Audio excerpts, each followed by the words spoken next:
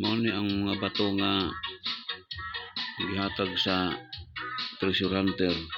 Mura sa semento pero di semento. Nay mga kuan nga gisulod daw ni sa drum. Nakuha nila sa creek. 5 ka drum. O gitagaan ta na mga bakal na apay nasagol, pero na mga gilaw-gilaw mo lang at testingan na itong sample kaya naka-experience po taong pamulawan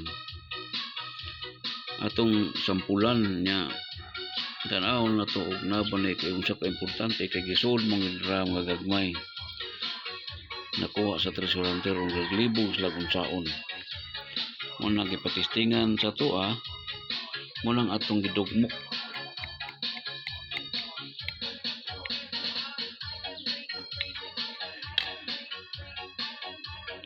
Mao ni ang resulta karon. Nakita na to nga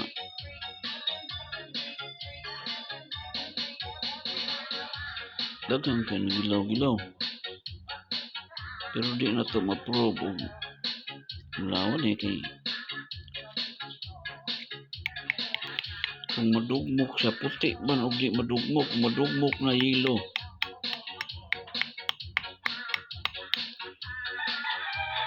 Muna nga kini siguro ipaasay na to para maklaro dengan kay yelo sa gol.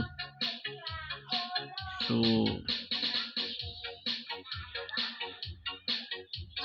positive siya. Mga ka-treasure hunter, pasensya na mo kung Bisaya ta kay Bisaya man puning nagdala diri pod muning pero ang ma-prove ani ipaasay na to daghang kaayo.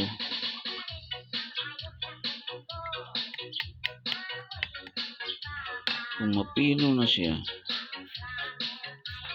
mulutaw ang iyang pagkayilo.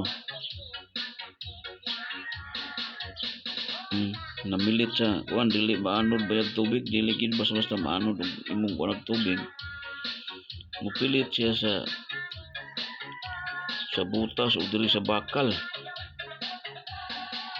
Di makuha, di matanggal og dali. Muna maglisod ani. Pero i-prove na to ni ipaasay na to kay 5 man daw ni ka-drum. Kung makwartahan siguro napos lang po nakuha ni sa creek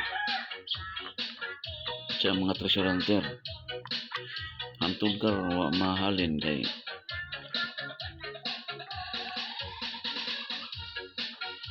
naay gitagaan lang mga ikan sa buringot ilang ipatestingan